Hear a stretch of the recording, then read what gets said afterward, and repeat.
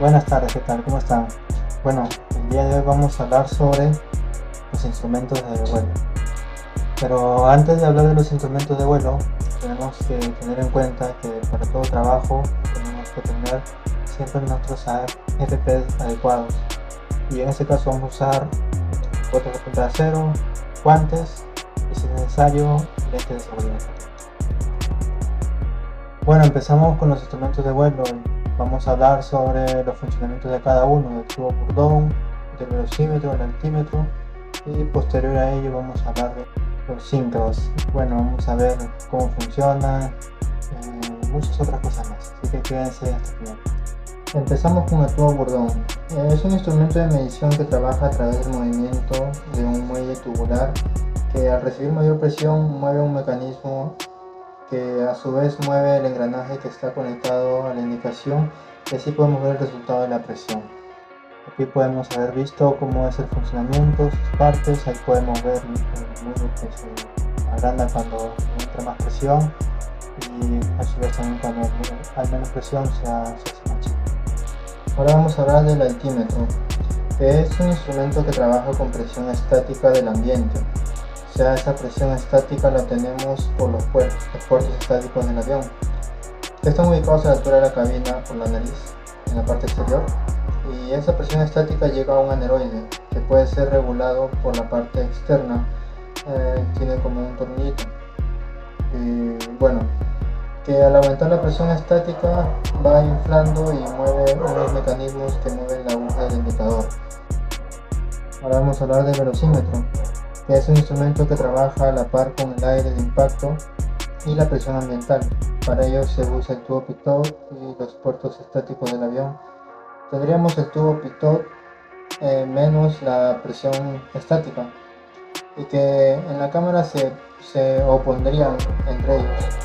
Pero la presión del tubo pitot trabaja con una presión dinámica y una presión estática. Tendríamos al final que el tubo pitot es una presión dinámica más una presión estática. Entonces la presión total sería presión dinámica más la presión estática menos la presión estática que vimos al inicio, que se oponían. Y despejando las presiones estáticas, entonces tendríamos que la presión resultante sería la presión dinámica. Y bueno, ahí podremos ver el diafragma que se agranda cuando entra mayor presión y el mecanismo que hace girar la aguja de la indicación. Y bueno, pasamos a los sincros. En esta tarea medimos los campos de cada bobina que están a 120 grados una de la otra para poder reconocer lo que sucede cuando el rotor se ubica más atraído a una bobina con la ayuda de un multímetro. Vimos en cada grado hay una medida de voltaje distinta para cada una de las bobinas. Y bueno, ahí tenemos una tabla resultante donde hemos podido ver.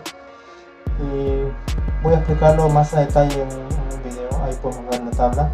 Y podemos ver que hay diferentes voltajes y siempre en uno hay más y en uno hay menos, ¿no? Y eso quiere decir que uno está más lejos que el otro. Bueno, voy a explicar mejor en un video que voy a poner a continuación. Bien, hoy día vamos a hablar sobre los sincros. El sistema sincro, en este ejemplo que tenemos, vemos que con esta manecilla podemos mover el compás. Pero para conocer el sincro tenemos que activar esto y al mover esto ya deja de funcionar esto. Entonces lo que vamos a hacer es colocarlo a un grado y luego vamos a examinar el voltaje que hay entre XY y ZY. Eso lo vamos a hacer en la parte de atrás.